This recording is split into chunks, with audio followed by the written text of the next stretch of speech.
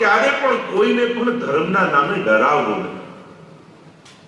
પાપ, પાપ, અપરાધ ને આ બધા શબ્દોનો એટલો બધો આપણે પ્રયોગ જરૂરતથી વધારે આ શબ્દો વાપરીએ છીએ. એવું નથી લાગતું તમને દોષ લાગશે ને અપરાધ લાગશે ને અપરાધ લાગશે ને દોષ લાગશે? આ પુષ્ટિ માર્ગમાં તો એવા ડરાવી દીધા હોય કે પેલા કે આપણાને તો ફાવશે જ નહીં, હમણાં કંઈક અપરાધ થશે. અરે પ્રભુનો સેવાનો જે આનંદ મળે છે અને કેવલ પ્રભુ તરફ દ્રષ્ટિ કરો ને, તમારા બધા અપરાધો ત્યાં મળી જાય અને ઠાકોરજીના દ્રષ્ટિ પડે તમારા ઉપર, સર્વ સમાપ્ત થઈ જાય. અને એટલા માટે અપરાધથી ડરીને ભગવાનથી દૂર રહેવું એનાથી મોટો કોઈ અપરાધ નથી. કોઈ ડરવાની જરૂર નથી, કોઈ અપરાધ દોષ લાગવાનો નથી. મહાપ્રભુજી છે ને, એમણે તો વચન આપ્યું છે કે હા શ્રીનાથજી બાબાએ બ્રહ્મ સંબંધ સમયે કે આ જીવનો ક્યારે દોષ સામે એવું નહીં. એવા વચને શ્રીનાથજી બાબા બંધાયેલા છે. આપ જેને શરણે કરશો, 4 વચને બંધાયા બ્રહ્મ સંબંધ સમયે. પવિત્ર એકાદશીના દિવસે જ્યારે સાક્ષાત ભગવતા પ્રોક્તમ તદક્ષરસ ઉચ્યતે, સાક્ષાત પ્રભુ પ્રગટ થયા, 4 વચન મહાપ્રભુજીને આપ્યા. પહેલું વચન આપ્યું કે આપના દ્વારા જે જીવ મારા શરણમાં આવશે એ જેવો છે એવો સહદોષ એનો સ્વીકાર કરે. બીજે બધે પહેલા શુદ્ધિ છે, પછી સ્વીકાર. પુષ્ટિ માર્ગમાં પહેલા સ્વીકાર છે અને સ્વીકાર દ્વારા શુદ્ધિ છે. કારણ કે સુધરવા જઈશું તો આખી જિંદગી સુધરવામાં જ ખતમ થઈ જશે. ભક્તિ ક્યારે કરી? ઘણા લોકો મારી આ આદત છૂટી જાય પછી સેવા કરીશ, મારો આવો સ્વભાવ સુધરી જાય પછી સેવા કરીશ, મારું આ થઈ જાય પછી સેવા કરીશ. હવે આ બધું ન થયું તો આખી જિંદગી નીકળી જશે. એક વસ્તુ યાદ રાખો, સારું કરવા લાગો તો ખરાબ આપમેળે છૂટશે, પણ ખરાબ છૂટે પછી સારું કરવું એવી રામા બેઠા રહેશો તો આખી જિંદગી કઈ નહીં કરી. એટલે ઉત્તમ સંકલ્પોને પકડીને ચાલવા લાગવું, પણ હું ઉત્તમ બનું પછી ચાલુ એવી પ્રતીક્ષામાં રહેશો તો ક્યારે પોતાના માટે તો ભરોસો આવવાનો જ નથી કે આ ઉત્તમ થઈ ગયું. એના એટલા માટે સારા સંકલ્પો રાખો, નાના નાના નિયમો. જરૂર નથી કે બહુ મોટા જ લઈએ. 11 વાર અષ્ટાક્ષર બોલીશ નાઈને, બસ એટલો સંકલ્પ. આ નાનકડો સંકલ્પ તમને આગળ લઈ જશે. પણ કંઈક નિયમ હોવા જોઈએ દરેકના જીવનમાં. હું તો કહું, આપણા જીવનમાં આપણે જોઈએ આપણી અંદર કઈ એવી બાબત જેને કારણે આપણને આપણા માટે ગૌરવ થાય. આપણને આપણા માટે જ કેટલી હીન ભાવના છે. હું તો આમ છું ને ખરાબ છું ને આમ, પોતાના બધા દોષોને યાદ કરી કરી આપણને આપણા માટે કેટલી હીનતા છે. તો આપણી અંદર કઈ એવી બાબત છે? હું તો કહું બાળકો માટે પણ આપણે ગ્રંથોની ને પુરાણોની બધી કથાઓ કહી દઈને શીખવાડવાની કોશિશ કરીએ કે આમ જો આને આમ કર્યું, આને આમ કર્યું, પપ્પા બાકી બધું બરાબર, તમે શું કરો છો? હું તો આપણી અંદર કોઈ એવી બાબત કરી કે જેનું એક્ઝામ્પલ આપી આપણે આપણા બાળકને ઇન્સ્પાયર કરી શકીએ. આપણી અંદર એ લોકોને જ્યારે મા બાપ પોતાનું એક્ઝામ્પલ આપશે ને ત્યારે સૌથી વધારે અસર. બાળકને સાચા અર્થમાં જો ઉતારવું હોય તેને કેવું, જો બેટા હું જ્યારથી ઠાકોરજીના શરણે ગયો, સેવા કરતો થયો, મારા જીવનમાં મને આ પરિવર્તન દેખાય, મારા જીવનમાં સદાય મને સફળતા મળતી રહી. જે જે વિઘ્નો આવતા ગયા ઠાકોરજી બધા દૂર કરી દીધા અને મને આજે આ સ્થિતિમાં લાવીને ઠાકોરજી રાખ્યો છે. એટલે બેટા બધું છોડજે પણ ઠાકોરજીને ન છોડતો. જો એને પકડી રાખીશ તો તને જીવનમાં બધેથી સફળતા મળશે. જે દિવસે મમ્મી પપ્પા આ રીતે બાળકને કહેશે ને એની અંદર ચોક્કસ શ્રદ્ધા બેસી જશે. પણ એમ કહેવાય છે કે નારદજી આમ કર્યું, નચિકેતાએ આમ કર્યું, પેલા લોકો એ તો બધું હજારો વર્ષ પહેલા થયું. અત્યારે શું? એને મમ્મી પપ્પાના એક્ઝામ્પલ જોઈએ. એટલે આપણે ઉપદેશ આપવા કરતા ઉદાહરણ રૂપ બનવું. ઉદાહરણ રૂપ જ્યારે આપણે પોતે બનીશું કે બાળક આપણને જોઈને ગૌરવ કરતો થશે કે જો પપ્પા આમ કરે છે, મમ્મી આમ કરે છે, એની અસર સૌથી વધારે એના પર થશે. આપણે બધા પણ આપણે કોઈ બેનરો ને પોસ્ટરો વાંચીને વૈષ્ણવ નથી થયા. આપણે આપણા ઘરમાં આપણા વડીલોને જોયા છે, આપણા બા, આપણા દાદા, આપણા દાદી, કે ભર તાવ આવતો 2 ડિગ્રીમાં ડોક્ટરે ઊભા થવાની ના પાડી હોય છતાંય સવારે સેવાનો સમય થાય અને નાહીને પહોંચી ગયા હોય સેવામાં. ઘરના બધા ખીજાય કે અરે બા આમાં ઊભા તો હમણાં તો ઘરે બેસો, હમણાં ન કરો તો ચાલશે. પણ એને ઠાકોરજી વગર ન ચાલે. અને ત્યારે એ જે પ્રભાવ આપણી અંદર પડે છે કે આપણે ઠાકોરજી માટે કેવી શ્રદ્ધા છે. આ દ્રશ્યો આપણે જોયા છે ઘર ઘર અને એનો પ્રભાવ આપણા પર પડેલો છે. તો શું તમારા બાળકોને આવા દ્રશ્યો ઘરમાં જોવા મળે છે? કોઈ એવા સારા દ્રશ્યો, કોઈ આવો સારો માહોલ? તો આપણી અંદર કઈ એવી બાબત જેનું એક્ઝામ્પલ આપીને આપણે કહીએ. આપણે લોકો તો એમ પેલું બાળકોને બી એવું જાણે કરતા હોય ને કે પ્રાચીન જૂના સમયમાં શું થતું, ટોકી આ દેશમાં $100 લઈને, ખબર નહીં બધાના પપ્પા $100 લઈને જ કેમ આવે, $100 લઈને આવેલો, અહીંયા આ મહેનત કરી, નામ કરી, દવા. છોકરાને એમ થાય, પપ્પા તમારા હાર્ડ લખો, એમાં હું શું કરું? મારા નસીબ ખરાબ, પણ તમારે મહેનત કરવા પડી, એમાં મારો શું વાંક? આપણને એમ થાય કે હેરાન કરીને જ સંસ્કાર આપે, સમજણ એને ત્રાસ આપીએ, હેરાન કરીએ, ભૂખ્યો રાખીએ, દોડાવીએ, અને બહુ સ્ટ્રગલ કરે તો જ એ શીખે. પણ હવે એને જરૂર નથી આ બધું કરવાની. પરાણે હેરાન કરીને એને ભણાવવાની જરૂર નથી. એને વ્યવસ્થા આપીને ભણાવો, એને એવી ઉત્તમ વ્યવસ્થા આપો કે એની દિશા, જીવનને એનો વિચાર ઉત્તમ દિશા તરફ જાય. એટલે હવે વ્યવસ્થા આપીને, યોગ્ય વ્યવસ્થાઓ કરીને વિચાર પેદા કરવા પડશે. હવે હેરાન કરવા જશો ને તો તમારો વિરોધી થઈ જશે. એટલે જ કહેવાય ને કે પેલા પૌત્ર હોય ને, એટલે દાદા અને પૌત્રાનો એક જ દુશ્મન, પૌત્ર અને દાદાનો એક જ દુશ્મન હોય, એ હોય આનો વચ્ચેનો. કારણ કે એવી એવી વાતો કરતા પેલા દાદાને એમ થાય કે જાણે આના માટે મેં તો કઈ કર્યું જ નથી. છોકરા આગળ જયારે ડબ્બાસ કરતા હોય, અને પેલા છોકરાને એમ થાય કે આમના નસીબ ખરાબ હતા, એમાં હું શું કરું, મને કેમ હેરાન કરે છે સમજાતું નથી. તો મૂળ વાત, હવેના સમયમાં પેલું જૂનાની જેમ કરવા જશો કે આને હેરાન કરીએ તો એનાથી નહીં થાય. હવે તો યોગ્ય વ્યવસ્થાઓ, યોગ્ય આયોજનો, યોગ્ય ઇવેન્ટ, યોગ્ય એની સમજણ ખીલે, યોગ્ય દિશા તરફ એની સમજણ ખીલે એવી તમારે વ્યવસ્થાઓ ઊભી કરવી પડશે, એવા આયોજનો કરવા પડશે, એવો માહોલ આપવો પડશે, એવું તમારે જીવવું પડશે, તમારે એને પોતાના એક્ઝામ્પલો આપવા પડશે, ત્યારે એના જીવનમાં સ્પર્શ થશે. અને એટલા માટે આપણે લોકો આપણે કે અમારા તો વડીલો અમારા પર ખીજાતા તો એમાં બધું સહન કર્યું, એમાં આપણી માનતા નથી, એમની માનતા છે. કારણ કે એમનું જીવન જ એવું હતું કે તમે સામે બોલો શું. અત્યારે તો આપણું જીવન એવું છે કે છોકરો 4 ગણાવી દે કે પપ્પા તમે તો કરતા નથી, મને શેના કહો છો. અત્યારે મૂળ વાત છે એ મોટાઓની માનતા હતી, આપણી માનતા નથી કે આપણે સામે નતા બોલતા. કારણ કે એ લોકોનું જીવન જ એવું સ્પષ્ટ હતું, ખુલ્લી કિતાબ જેવું હતું કે આપણે શું દોષ કાઢો. અત્યારે આપણી અંદર અનેક રીતે છુપાયેલા દોષો એવા છે કે આપણે આપણી જાતથી ડરેલા છે કે હું આને કહીશ તો આ સામે જવાબ આપશે. તો કારણ સામે જવાબ આપી શકે એવી બાબતો આપણી અંદર જે દિવસે નહીં રહે તો એ લોકો નહીં આવે. તો કૃપા નિધિ છે શ્રી મહાદેવ, કૃપાના સાગર છે. અને એટલા માટે ક્યારે પણ દોષ અપરાધથી ડરવું નહીં. સૌથી પહેલા મનમાંથી આ કાઢી નાખો. સેવાની બાબત આવે એટલે પુષ્ટિમાનનું એક છે, શું ન કરાય બધાને ખબર છે, શું કરાય એ કોઈને ખબર નથી હોતી. આ ના કરાય, અહીંયા ના અડાય, અહીંયા ના જવાય, આ ના ખવાય, આ ના, બધી ના ના ના ના પહેલેથી આપણને એવી ના શીખવાડવામાં આવે કે છોકરો કે મારી એ ના જ છે. તો ધર્મને પોઝિટિવલી શીખવા, શું કરવું, આમ ના કરતો એમ ન કહો બેટા આમ કર. જે રીતે શીખવાડવાની વૃત્તિ આપણી હશે એવું જ એનો વિચાર પેદા થશે. તો ધર્મને ના કરીને, ઘણી વાર એવું છે કે ધર્મ એટલે ના, બહુ ગલત સમજણ આપણે બધા બાળકોને ધર્મની આપીએ. ધર્મ એટલે ના નથી, ધર્મ એટલે હા છે. રસ્તામાં રેડ લાઇટ હોય, કોઈને ઊભા રાખવા માટે નથી, પણ કોઈ ગ્રીન લાઇટમાંથી પાસ જઈ શકે એના માટે.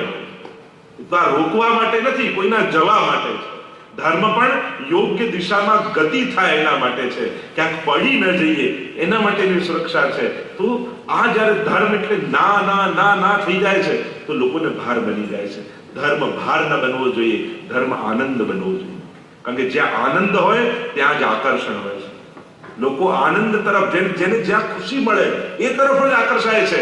તમે ધર્મમાં ખુશી નથી આપી શકતા, આનંદ નથી આપી શકતા, અને પરાણે બાળકોને લાવવા, યુવાનોને લાવવા જાવ તમને મજા જ નથી આવતી. તમે આનંદ અનુભવ કરાવી શકો છો? આપણે તો બંધન અને ભાર રૂપે જ ધર્મને પ્રસ્તુત કરીએ છીએ, અને ધર્મ નીરસ લાગે છે. એટલા માટે કૃષ્ણ તો કેવો આનંદમય છે. આપણે જે તત્વને ભજીએ છીએ એ તો બાળકને આનંદ આપે ને વડીલને આનંદ આપે છે. એ રમતો, ખેલતો, ગાતો, હસતો, કૃષ્ણ જેવું તત્વ તમને ક્યાં મળે? અને કૃષ્ણ તત્વ એવું છે કે એને ભજનારો બધાને પ્રેમ કરનારો. ભગવાને પણ કોઈ સંસાર છોડીને ભાગી જવાનું કર્યું નથી. અમારા ઠાકોરજી તો દરેક સંબંધો નિભાવીને બતાવે છે કે દીકરો કેવો હોય તો કૃષ્ણ જેવો, ભાઈ કેવો હોય તો કૃષ્ણ જેવો, મિત્ર કેવો હોય તો કૃષ્ણ જેવો, પતિ કેવો હોય તો કૃષ્ણ જેવો, દરેક સંબંધોમાં જીવીને બતાવે. અને અત્યારના સમયમાં આ સમજવાનું છે, સંન્યાસીઓ તો ઘણા થઈ ગયા છે, હવે સારા સંસારીઓની વધારે જરૂર છે દુનિયામાં. સારો પિતા કેવો હોય, સારો પતિ કેવો હોય, સારો ભાઈ કેવો હોય, આવા સારા સંસારીઓ જે આઈડિયલ હોય સમાજ માટે, એવાની વધારે જરૂર છે અત્યારે. આપણને 7 વાર શીખવાડવામાં આવે છે પણ 8મો વાર આપણે ભૂલી જઈએ છીએ, અને 8મો વાર છે પરિવાર. કારણ કે 7 વાર યાદ રહ્યા પણ આખો દિવસ દોડતા રહ્યા, અને જો 8મો વાર જો ભૂલી ગયા ને તો જીવનમાં ઘણું બધું ગુમાવી દઈશું. વૈષ્ણવનો પરિવાર છે. ઠાકોરજીને એક વ્યક્તિ નથી જોઈતો, એને તો આખું ફેમિલી જોઈએ છે. કારણ કે પ્રભુ અમારા પરિવારના સદસ્ય થયા. એને તો નાનામાં નાનું બાળક પણ ઘરમાં જોઈએ ને વડીલમાં વડીલ દાદા પણ એને ઠાકોરજીને જોઈએ છે. પ્રભુ જેના ઘરે બિરાજતા હોય એ પ્રભુ તો એમ ઈચ્છે કે આનું ઘર પૂરું ભર્યું. આ પરિવાર આપણે તો ગુરુમાં પણ સંન્યાસની પરંપરાથી એટલે નવાખ્યાનમાં 9મા આખ્યાનમાં નિત્ય પ્રતિ ક્ષણું શ્રી વલ્લભનો પરિવાર આપણે ત્યાં વલ્લભ કુલ છે, એમ વૈષ્ણવ કુલ છે. પરિવાર સાથેની ભક્તિ છે. સંન્યાસી એકલો તરે છે, પણ એક આદર્શ વૈષ્ણવ આખા પરિવારને તારતો હોય છે. અને અત્યારે જરૂર છે આદર્શ પરિવારો. સારા સંસારી બનો તો સારા ભક્ત બની શકશો. એટલે સારા સંસારીઓની જરૂર છે. અત્યારના સમયનો સૌથી મોટી સંકટ દુનિયામાં એ છે કે વિખરાતા પરિવાર, છૂટતા લોકો. અત્યારના લોકો ડેવલપમેન્ટ વિકાસ જે વાત કરે છે, પણ આ વિકાસ કઈ તરફ જઈ રહ્યો છે આપણે તો વિચાર કરીએ. કારણ કે વિજ્ઞાન કોશિશ એવું કરી રહ્યો છે કે માણસ વગર જીવી શકે એનો પ્રયાસ ચાલે. આજે થઈ ગયું, પેલા તમે સ્ટેશન એરપોર્ટ જતા, રેલવે સ્ટેશન બધા એક જોડે વાત કરતા, હવે બધા જ કોઈ જોડે વાત કરે. અરે સવારે ઉઠીએ ને તો આમ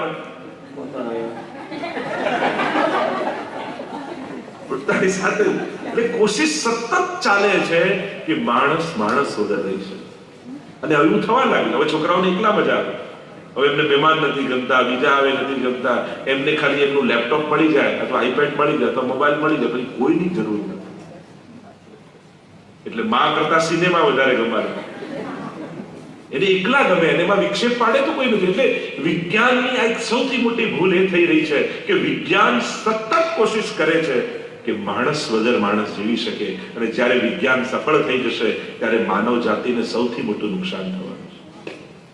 ત્યારે માણસને માણસની જરૂર નહીં રહે, ત્યારે આ દુનિયા બહુ જ શુષ્ક બની જશે. આપણે કઈ દુનિયા આગળ વધી. પહેલા જે ઓફિસમાં જતા તો 15 મિનિટ લાગતું, આજે એટલું ટ્રાફિક વધ્યું કે અડધો કલાક લાગે છે એ જગ્યાએ પહોંચતા. તો આપણે આગળ ગયા પાછળ ગયા. 10 વર્ષ પહેલા જયારે 15 મિનિટમાં પહોંચતા, આજે એક જગ્યાએ અડધો કલાકે પહોંચતા. એક જ કારમાં 5 જણા જતા હોય, કોઈ લંડન વાત કરતું, કોઈ અમેરિકા વાત કરતું, કોઈ એકબીજા જોડે કોઈ વાત ના કરતું. તો વિપત્તિ એ આવી છે કે માણસ મશીન સાથે એટલું બંધનોમાં જોડાઈ રહ્યો છે કે એના બધા જ ઇમોશન ત્યાં સંતોષાઈ રહ્યા છે. માણસ વગર જીવવાનો પ્રયાસ કરી રહ્યો છે. અને આ બહુ ખતરનાક વસ્તુ છે. અને એટલા માટે પરિવારોએ ભેગા રહી સાથે બેસવાની જરૂર પડી છે. અઠવાડિયામાં 1 કલાક 2 કલાક એવો હોવો જોઈએ કારમાં બધા સાથે.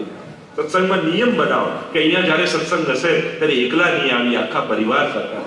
બાળકોને કહીશું 7 દિવસ 11 દિવસ મહિનો તમે જેમ કહેશો એમ કરીશું, બધું જ લાવી આપીશું, બધું જ બનાવી આપીશું, પણ એકમાં કોમ્પ્રોમાઇઝ નહીં કરીએ. જ્યારે વૈષ્ણવ પરિવારનો સત્સંગ હશે ત્યારે આખા ફેમિલી સાથે જવાનું. આ જો નિયમ ઘરે ઘરે બની જાય તો તમારા ઘરમાં વૈષ્ણવ ધર્મ જીવતો રહેશે. તમે ચલાવવા લાગશો તો જ્યારે સમજણ ન હોય ને ત્યારે ટ્રેન કરવા પડે, અને જ્યારે સમજણ આવે પછી એજ્યુકેટ કરવાના. આપણે આટલું નાનું બાળક હોય ના આને ભાવ થશે પછી કરાવીશું, આને સમજણ આવશે પછી કરાવીશું, પણ ત્યાં સુધી તો ખોટી સમજ આવી ગઈ, મોડું થઈ ગયું. તો સમજ નથી ત્યાં સુધી ટ્રેન કરો, કારણ કે એ તમારી ફરજમાં આવે છે. જ્યાં સુધી બાળક સમજણું નથી ત્યારે મા બાપને ડિપેન્ડન્ટ કહેવાય કે અહીંયા તો લો હોય છે, એકલા મૂકીને ન જવાય, મા બાપની ફરજ છે. એમ બધામાં જો તમારી ફરજ આવે તો એને સંસ્કાર આપવાની આપણને ફરજ નથી. ભલે એને ઈચ્છા નથી, કારણ કે જાણતો નથી એટલે ઈચ્છા નથી. એને જરૂર જ છે, એને ખબર નથી કે આગળના જીવનમાં આ બધું એને કામ લાગવાનું છે, એ નથી જાણતો. પણ જો મા બાપ એના તરફની ફરજ ચૂકી જાય તો એ આદર્શ માતા પિતા નથી. એટલે એને મૂડ આવે ને એને ભાવ જાગે એની રાહ ન જુઓ, એને કરાવશો તો આપમેળે એને ભાવ જાગશે. જે વસ્તુ આપણે કરી હોય ને, જેમ નાનપણમાં આપણા વડીલો દાદા દાદી આપણને કરાવતા, પરાણે ન ગમતું છતાંય કરાવતા, પણ આજે વિચાર કરીએ તો કેવો આનંદ આવે, દાદા આમ કરે એટલે આપણને એ વસ્તુ માટે લાગણી રહે. જે નાનપણમાં તમે કર્યું હોય ને એ તમારા મનમાં એના માટે ઇમોશન્સ છે, એ ભાવનાઓ છે. એટલે મોટા થઈને આપણે બધું થાય. વચમાં એવો પીરિયડ આવે, કોલેજમાં જાય ત્યારે થોડો દૂર થઈ જાય, પોતાના ફ્રેન્ડ સર્કલનું વધી જાય, પણ પાછું એને ત્યાં બાળક થાય અને એને સંસ્કાર આપવાની જવાબદારી આવે ત્યારે મા બાપનું બધું યાદ આવવાનું. જયારે એને બાળક થાય ને એમ થાય કે આને સમજાવવું પડશે, શીખવાડવું પડશે, તો જે એને નતું ગમતું એના મમ્મી પપ્પાનું એ જ બધું પોતે કરવા લાગે હે ને છોકરા જોડે. કે એ સમય પોતે ખીજાતો, આવું કેમ પપ્પા કરે છે, આવું કેમ મમ્મી કરે છે. દુનિયામાં વર્ષોથી આ જ ચાલતું આવ્યું. જે નતું ગમતું એ પાછું કરે. આ દુનિયા તો શું આખું ગોળ જ છે. જે દ્રશ્યો નાનપણમાં જો એ જ ગડપણમાં આવે ને, જેમ કોઈ નાનકડું બાળક જન્મ્યું હોય તો હરાવી બધા જો મામા આયા, કાકા આયા. એવો જ કોઈ વૃદ્ધ વ્યક્તિ છેલ્લી શ્વાસો લેતો હોય, ખાટલામાં પડ્યો હોય તો બધા હલાવી લઈને બધા જો કાકા આવી ગયા, જો મામા આવી ગયા. ઘૂંટણી ચાલતું થાય તેમ તેમ બાળપણ આવી, ઘૂંટણ ડૂબતા થાય એટલે એ બાળકને માએ શીખવાડ્યું હોય કે જો બેટા આમ ના ખવાય, આમ ખવાય, આવું ના બોલાય, આમ બોલાય, આમ ના બેસાય, આમ બેસાય. અને એ દીકરો મોટો થાય, બા વૃદ્ધ થાય ને ત્યારે એ બાને શીખવાડે, બા આવું બધાની વચ્ચે ના બોલાય, આમ બોલાય, બા આ રીતે ન ખવાય, આમ ખવાય, બા આ રીતે ના બેસાય, આમ બેસાય. એ દીકરો પાછું શીખવાડતો. એટલે જીવનમાં બધું ગોળ, એમાં ભગવાનનું સર્જન બધું ગોળ જ છે. આ ગ્રહ નક્ષત્રો ક્યાં ચોરસ લંબચોરસ દેખાય, ત્રિકોણ બધા ગોળ જ છે. ભગવાનનું બધું સર્જન ગોળ જ છે. ફરી ફરીને આવે એટલે તમારે જે જોઈએ છે એ આપશો તો ફરીને તમારી તરફ આવશે. તમારે માન સન્માન પ્રશંસા જોઈએ છે તો એ આપવા લાગો, ફરીને તમારી પાસે આવશે. તમે નિંદા કરશો તો ફરીને ક્યારેક તમારી નિંદા થશે. અહીંયા બધું ફરીને પાછું આવે. અને એટલા માટે બહુ જ સાવધાનીથી જીવનની જરૂર છે. કારણ કે પરિવારને ગુમાવી દેશો તો પછી જીવનમાં બહુ મોટું ગુમાવી દેશો. સફળતા માણસની કેવલ આર્થિક સફળતા જ નથી, એની સાંસ્કૃતિક, સામાજિક, ધાર્મિક આ બધા પક્ષોથી જ્યારે સંપન્ન બને ત્યારે જ માણસ સક્સેસ થયો કહેવાય. કેવલ બેંક બેલેન્સ વધે એને સક્સેસ થાય, આ તો એક પક્ષ છે, એક જીવન જીવવાની સહાયતા છે. પણ જો પરિવાર ગુમાવી દીધો, સ્વજનો ગુમાવી દીધા તો માનજો કે ઘણું બધું જીવનમાં ગુમાવ્યું છે. ભલે દૂર રહીએ એનો વાંધો નથી, લાગણીથી જોડાય. કેમ વ્યવસ્થા છે દુનિયાની કે માણસ જેમ જેમ વિકાસ કરે, જુદા ઘરમાં જાય, આગળ વધે, આગળ વધવાની કોઈ ના નથી, પણ આપણી લાગણીઓ એ રીતે જોડાયેલી રહેવી જોઈએ. એકબીજા માટેનો સ્નેહ એવો જ બન્યો રહેવો જોઈએ. તો શ્રી મહાપ્રભુજીનું નામ કીધું કૃપા નિધિ. શ્રી મહાપ્રભુજી કૃપાના સાગર છે. અને કૃપાના નિધિ એટલા માટે છે કે અકારણ કૃપા કરે છે. તો લોકોને દયા કરવા માટે કારણ જોઈએ. જે કારણથી થાય એ દયા, અને જે અકારણ થાય એ કૃપા. બાજુવાળો એમ હોય આપણને ક્યારે દયા ના આવતી, પણ એનો એક્સિડન્ટ થઈ જાય તો આપણે ત્યાં લાવ જઈને પૂછ્યા હોય, એની મદદ કરીએ. હવે એ એક્સિડન્ટ થયું એટલે જાગી દયા, પણ કૃપા તમારા સ્વભાવમાં આવે છે, પ્રેમ તમારા સ્વભાવમાં આવે છે. તો આ મહાપ્રભુજીનું સ્વરૂપ કૃપાનું નિધિ, કૃપાનું સાગર છે. સાગર એટલે જેની અંત ન હોય, જેની સીમા ન હોય, અનંત કૃપા છે. અને ઠાકોરજી કૃપા કરે. જો આપણે ત્યાં એમ તો હરિરાયજી બહુ સુંદર વાક્ય, ઠાકોરજીની મારા પર કૃપા થઈ કેમ ખબર પડે, તો કે કૃપા ભઈ તબ જાનીએ જબ દીખે અપને દોષ. જ્યારે આપણને આપણા દોષો દેખાવા લાગે ત્યારે માનવું કે હવે ઠાકોરજીની કૃપા. કારણ કે આખી જીવન બીજાના દોષો જોયા અને બધા સુધરે, આખી દુનિયા સુધરે એની આશામાં રહીએ છે, પણ આપણી જાતને સુધારવાનો પ્રયાસ કરતા નથી. તો કૃપા ત્યારે થઈ કહેવાય જ્યારે આપણને દોષો દેખાય. કૃપાના અનેક કૃપા કર અને પા. કૃપાનો અર્થ જરાય એવો નથી થતો કે આપણે સોફા પર બેઠા બેઠા ટીવીની ચેનલો ફેરવતા રહીએ અને આપણા માટે ભગવાન દોડતા રહે. લોકો કૃપાને એમ માને કે આપણે કઈ નહીં કરવાનું, બધું એ જઈને કરી આપે. તો કૃપાનો અર્થ થાય કર અને પા. તું કર, ઠાકોરજી જરૂર કૃપા કરશે અને સફળ કરશે. ભગવાન પુરુષાર્થ વગરના તમને થવા દેતા નહીં. જો ભગવાન યુદ્ધ જીતાડી, અને ભગવાન કે યુદ્ધ જીત્યા, પણ યુદ્ધ તો અર્જુન પાસે જ ભગવાન લડાવે છે. પણ લડાવે છે પણ એને ફસાવા નથી દેતા. જ્યારે અર્જુન કહે છે સૈન્યો બરોબર મધ્ય રથમ સ્થાપય મેચ્યુતર, બંનેની વચમાં રથ ઉભો રાખ. ભગવાન એવા હોશિયાર છે ને, એવી જગ્યાએ જાણી કરીને લઈ ગયા જ્યાંથી સ્વજનો દેખાય. ભીષ્મજી, દ્રોણાચાર્ય, નહીં તો ખરેખર એવી જગ્યાએ લઈ જાય કે જ્યાં બધા દુશ્મનો જ દેખાય તો યુદ્ધ લડવાની હમણાં જોશ ચડી જાત અર્જુનને, હમણાં બધાને મારી નાખું. પણ મારી નાખત પણ દોષ એક થાય, મેં માર્યા અને હું જીત્યો એમ થાય. જાણી કરીને મોહ જગાવ્યો, સ્વજનોને કેમ માર્યા? ભગવાન કહે કે તું મારે ન મારે એમાં મને કોઈ રસ નથી, મને રસ છે કે ધર્મ જીતે. તને જીતાડવામાં મારો કોઈ ઇન્ટરેસ્ટ નથી કે તું જીતી જાય, મારો ભાઈ છે, મિત્ર છે, એટલા માટે હમણાં ધર્મ તારા ખભા ઉપર છે એટલે મારે ધર્મને જીતાડવો છે. અને બે પ્રકારનો અહંકાર છે અર્જુનને. એક તો દેખાયો કે હું મારીશ તો મરી જશે, અને બીજો અહંકાર જે અર્જુનને દેખાતો નથી કે હું નહીં મારું તો બધા બચી જશે. આ પણ અહંકાર જ છે. એટલે તું કોણ બચાવનારો? જેને મેં મૃત્યુ લખી દીધું હોય એને તું નહીં મારે તો તારા જેવા 100 અર્જુનોને ઉભા કરી લઈશ. તું કોણ? પણ જીતવાનો પણ મદ ન રહે કરાવનારા પ્રભુ છે. એટલે મોહ જગાવ્યો અને પ્રભુએ અહમ લઈ લીધો અને કેવલ વાંસળી બની ગયો અર્જુન, અને પછી ભગવાને વગાડી. તો અહીંયા પ્રભુ કૃપાળુ છે પણ પુરુષાર્થ વગરના થવા દેતા નથી. એ કૃપાના સાગર છે. તમે પુરુષાર્થ કરશો એ જરૂર પૂરો કરશો. શ્રદ્ધા રાખો. જે શ્રદ્ધા રાખે છે ને એના સઘળા કાર્ય થાય. શ્રદ્ધા જ મારી લઈ ગઈ મને મંઝિલ સુધી, રસ્તાઓ ભૂલી ગયો તો દિશાઓ પરી ગઈ. શ્રદ્ધામાં તાકાત હોવી જોઈએ. જેટલી શ્રદ્ધા દ્રઢ, અને દરેક સંકટો અને દરેક વિપત્તિઓ આપણી શ્રદ્ધાને વધારે મજબૂત કરાવે એવી બનવી જોઈએ. થોડુંક વિપરીતતા થાય કે માણસ જો સમજણનો પર એક બે જણા જતા હતા, ગાડી થોડી અથડાઈ, એક કહ્યું જો આપણી સાથે જ આવતો ગાડી કેવી ભટકાઈ. બીજાએ કહ્યું જો ઠાકોરજી આપણને આટલામાં બચાવી લીધા. વસ્તુ ઘટના એક જ ઘટી છે પણ તમારી સોચ કેવી છે એ તમારે વિચાર કરવાનો. ભગવાને કોઈ એવો જીવ આપણને આપ્યો છે, વિચાર કે પ્રભુ મારા પર શ્રદ્ધા રાખી છે, મારે સાચવ. તો આ વૃત્તિ છે કે તમે જીવનને કયા દ્રષ્ટિકોણથી જુઓ છો. તો શ્રી મહાપ્રભુજી કૃપાના નિધિ છે, કૃપાના સાગર છે. અને આપણે ત્યાં તો 5 પ્રકારે કૃપા ઠાકોરજી કરે છે: નેત્રોથી, મુખારવિંદથી, હસ્તથી, ચરણારવિંદથી અને પોતાની નિજ ઈચ્છા. આ 5 માધ્યમથી ઠાકોરજી કૃપા કરતા હોય છે. મહાપ્રભુજી કૃપા કરે છે, નેત્રોથી કૃપા કરે. આપણે ત્યાં નેત્રો દ્વારા આશીર્વાદ છે. આપણે ત્યાં આના માથે હાથ રાખો એવું કહેવાની જરૂર ન હોય. આપણે ત્યાં તો દ્રષ્ટિ દ્વારા આશીર્વાદ છે. ઘણા લોકો જે આને સારા આશીર્વાદ આપજો, તો આશીર્વાદ ખરાબ હોય, સારા જ હોય એને જ આશીર્વાદ કહેવાય, ખરાબ હોય ને તો શ્રાપ કહેવાય. એટલે ઘણા લોકો આને સારા આશીર્વાદ તો સારા જ હોય. માંગીને મળે તો આશ્વાસન કહેવાય, પણ જ્યારે હૃદયથી નીકળે એને આશીર્વાદ કહેવાય. તો આશીર્વાદ માંગવાનો ન હોય, મેળવવાના હોય. દુનિયામાં ઘણી વસ્તુ, પ્રેમ છે ને, પ્રેમ માંગવાનો ન હોય, મેળવવાનો. માન છે ને એ માંગવાનું ન હોય, મેળવવાનું. એના પાત્ર બનવું પડે ત્યારે તમે એને પ્રાપ્ત કરો છો. ત્યારે માંગીને આ વસ્તુ મળે, સન્માન માંગીને મળે તો એનો આનંદ નથી, પ્રેમ માંગીને મળે તો એનો આનંદ નથી. એ તો મેળવવાનો, એને તો સામેવાળામાં પ્રગટાવવું પડે. એ આપણું આચરણ, આપણું વ્યક્તિત્વ એ સામેવાળામાં પ્રગટાવે છે. તો તમને જોઈને ઠાકોરજીના આશીર્વાદ પ્રગટવા જોઈએ, મહાપ્રભુજીના આશીર્વાદ પ્રગટવા જોઈએ. મારો વૈષ્ણવ અને જ્યારે પ્રગટે છે ત્યારે ક્યારે પણ નિષ્ફળ નથી થતા. માંગેલું કદાચ પડી જાય હાથમાંથી, મેળવેલું તો ભગવાન ભાગ્યમાં લખી દેતો. એને કોઈ લઈ પણ શકતું, હાથમાંથી કોઈ છૂટી જાય પણ ભાગ્યમાં લખી દે, એને કોણ છૂટવી શકે?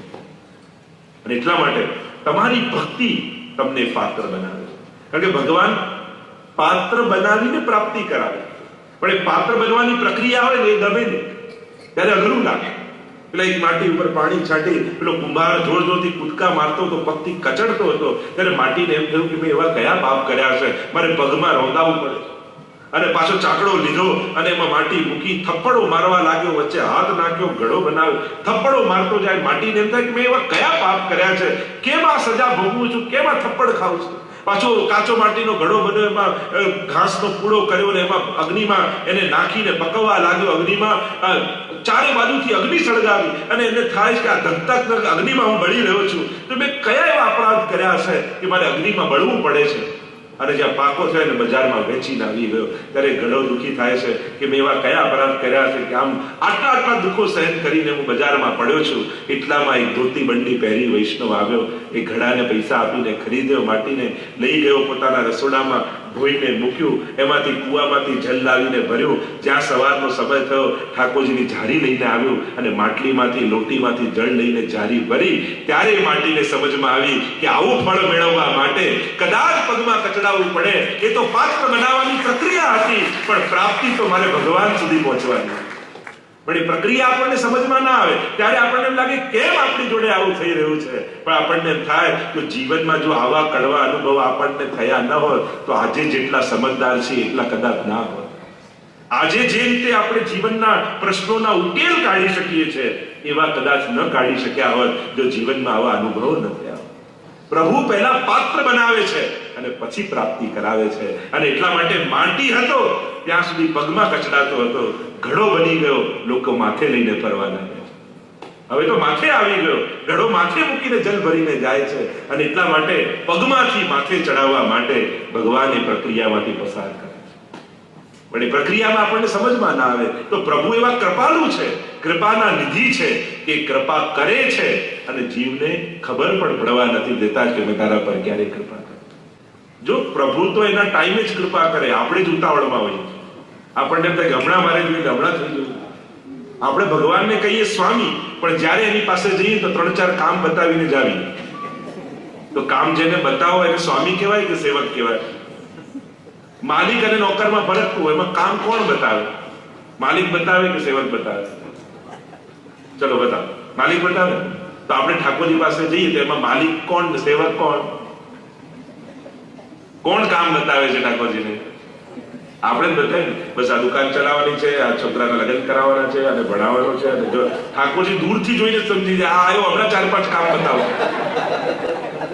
અને પાછો હાથ જોડીને હોશિયાર કહેશું, તમે મારા સ્વામી છો, તમે મારા પિતા છો, તમે મારા નાથ છો. ઠાકોરજી કે બોલવાનું તો બંધ કર, હમણાં કામ બતાવીશ.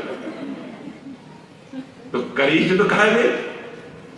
એક વ્યક્તિને એમ થયું કે આ રોજ સવારે ઉઠીને પહેલા ઠાકોરના મુખારવિંદ જોઉં, ભગવાન દર્શન કરું તો દિવસ સારો જાય. તો રોજ જાય, મહિનો પૂરો થવા છેલ્લો દિવસ, અને જ્યાં મંદિરે ગયો તો પ્રભુ પીઠ દઈને બેઠા. પેલો કે ભક્ત કહેવા લાગ્યો, અરે મારો દિવસ સારો જાય એટલા માટે હું આપના દર્શન કરવા આવું છું, આપ ઊંધા થઈને બેઠા છો. ઠાકોરજી કે મારે દિવસ સુધારવો હોય કે નહીં? મારું જોઈને તારું તો સુધરે છે, પણ તારું જોઈને મારું શું થાય? અને એટલા માટે પ્રભુ તો કૃપાના નિધિ છે. એ આપે છે પણ યોગ્ય સમય આપે. જેમ કહેતા કે શેરડી છોડતા હતા પ્રભુ ને આંગળી કપાઈ અને બધી પટરાણીઓ કપડું શોધવા માટે નીકળી, અને દ્રૌપદીએ સાડીનો ચીર ખેંચ્યો, ફાડ્યો અને આંગળીમાં બાંધી દીધો ચિત્રું. અને ત્યાં રૂક્ષ્મણીજીની પાસે રાત્રે બેઠા છે પ્રભુ, અને ચિત્રામાં રહેલા એક તાતણાને ઠાકોરજી ગણે છે. રૂક્ષ્મણીજી પૂછવું, આ શું કરો છો? પ્રભુ કે તમને હમણાં સમજમાં નહીં આવે. ઠાકોરજી ઈચ્છે તો બીજા જ દિવસે 1008 સાડી લઈને રૂક્ષ્મણીજીને દ્રૌપદીને આપી દીધી હોત તો ઇતિહાસમાં ન લખાત. પણ જ્યારે યુદ્ધ ક્રીડામાં પાંડવો હારી ચૂક્યા છે, દુશાસન સાડી ખેંચી રહ્યો છે અને બધાની પાસે યાચના કરવા દ્રૌપદી દોડે છે. ભીષ્મજી, દ્રોણાચાર્ય બધા મુખ નીચે નમાવીને બેસી ગયા છે અને કોઈ બચાવનારું નથી. ત્યારે મારો દ્વારિકાનો નાથ દ્વારિકાથી દોડતો આવી અને ચીર ભરે, ત્યારે ભગવાનની કૃપા સમજમાં આવે કે કૃપા કરે છે પણ યોગ્ય સમયે કરે છે. એ કસમયે કૃપા નથી કરતો, એ યોગ્ય સમયે કૃપા કરે.